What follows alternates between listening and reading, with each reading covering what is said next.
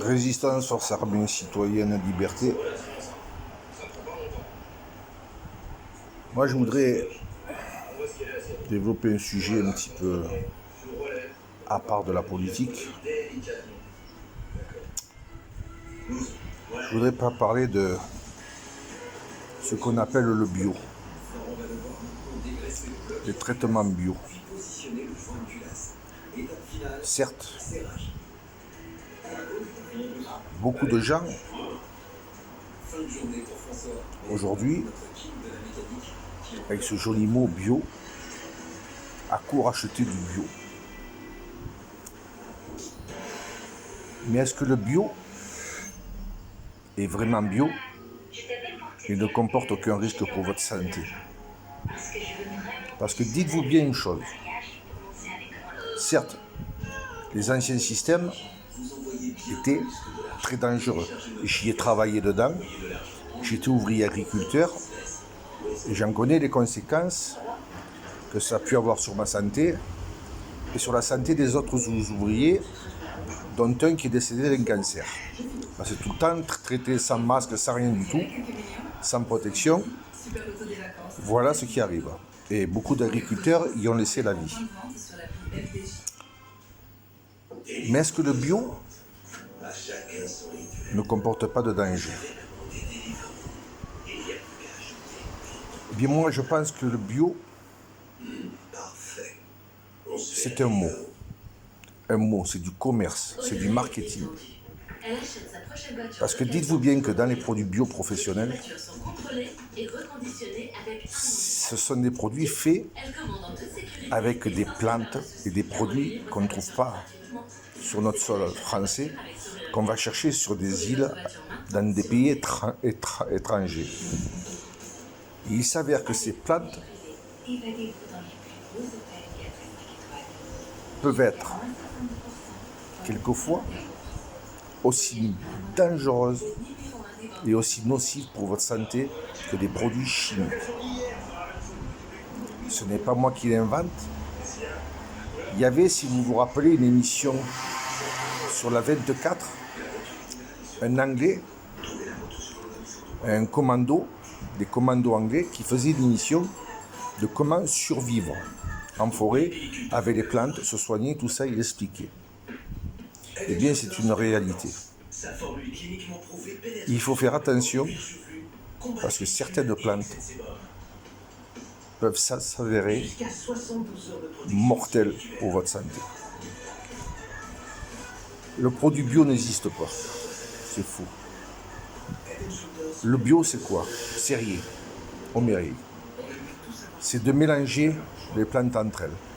Comme de mettre de la lavande au milieu de votre jardin, au milieu des tomates. Mettre du basilic à côté de vos pommes de terre. Et ainsi de suite. Après, il y a le bio, c'est-à-dire de l'huile, du vinaigre, du sel, des choses comme ça qu'on peut mélanger, des purins d'ortie, des purins de scie, ça d'accord, ça c'est du bio. Mais tout ce qui est trafiqué avec des plantes exotiques qui sont des plantes dites insecticides peuvent avoir des conséquences graves sur la santé. Ne croyez pas que le bio, ça existe. Le bio, ça a été inventé, c'est un nouveau marché pour attirer le monde à acheter. Et en plus de ça, si vous avez votre terrain bio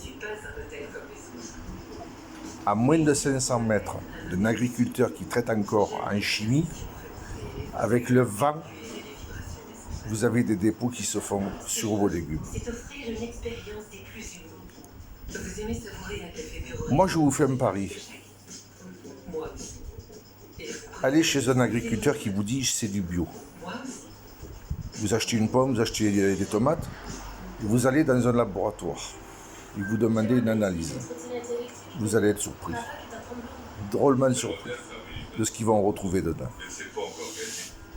drôlement surpris, vous verrez. C'est comme ceux qui disent « Oh, mais moi, je bois du vin bio, du vin bio. » Levez l'étiquette de la bouteille ou mettez-en dans une petite fiole et allez le faire analyser. Puis vous me direz après ce qu'ils ont retrouvé dedans.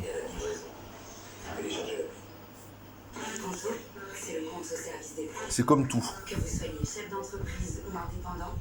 On vous fait briller, miroiter quelque chose.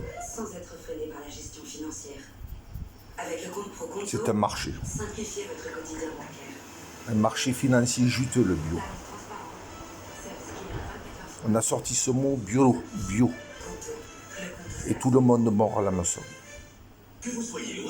Mais vous faites fausse route. Le vrai bio, c'est ce que vous faites vous dans votre jardin. Avec du savon, de l'huile d'olive, des choses comme ça. Ça, c'est du bio. Pas celui-là que vous achetez. Voilà ce que je voulais vous dire. Et croyez-moi, dans le jardin, j'en connais une belle tranche.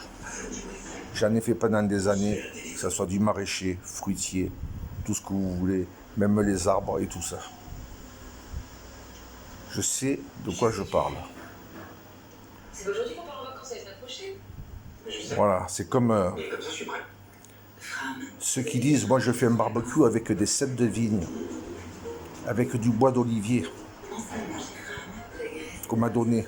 Mais vous faites une grave erreur, parce qu'ils sont imprégnés des anciens produits. Imprégnés. D'ailleurs, vous l'entendez quand ils brûlent votre bois. Regardez-le bien, ils suintent.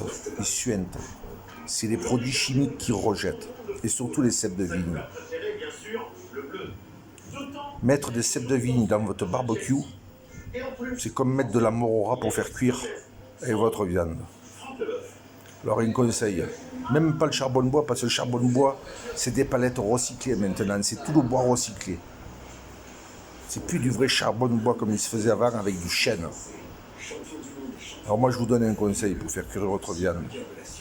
Soit vous allez trouver des bouts de branches dans la forêt de chêne. Là, un bouscatier qui tombe des arbres, vous lui demandez si vous pouvez récupérer les petites branches et faire des fagots.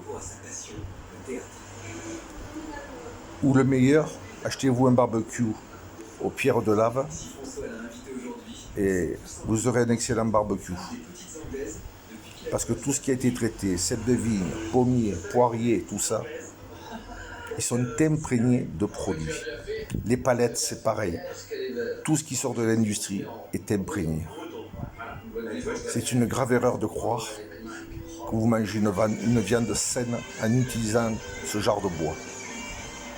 Voilà, maintenant chacun est libre de penser ce qu'il veut, mais moi je sais ce que je dis et ce que je pense. C'est des petits conseils que je vous donne.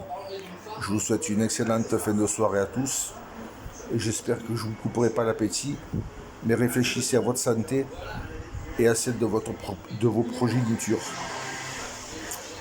Si vous ne voulez pas qu'ils soient plus tard malades avec un cancer ou autre. Bonne soirée à tous. Ici le leader de Résistance Force Armée Citoyenne Liberté, dit Sauver Alain.